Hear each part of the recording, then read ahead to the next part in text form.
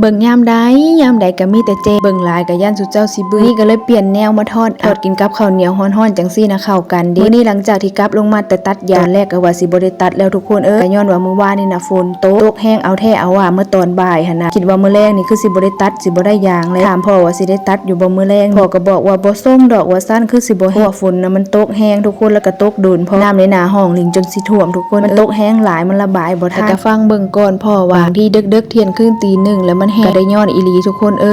หลังจากที่ฝนเศร้าตกก็ลมต้นยางทั้งเขาของลิงก็เลยแห้งแต่ว่าแห้งครึ่งเดียวทุกคนมันแห้งแต่ตัวที่มันเป็นโน่นนะจ๊ะตัวที่มันเป็นรูปลมบ่เข้าก็เลยบ่ได้มื้อนี้ก็เลยได้ตัดครึ่งหนึ่งเนาะทุกคนกว่าสิแล้วก็คือจนว่าตี 4และตี 4ก็เป็นเวลาที่นอนก็บ่ได้ทุกคน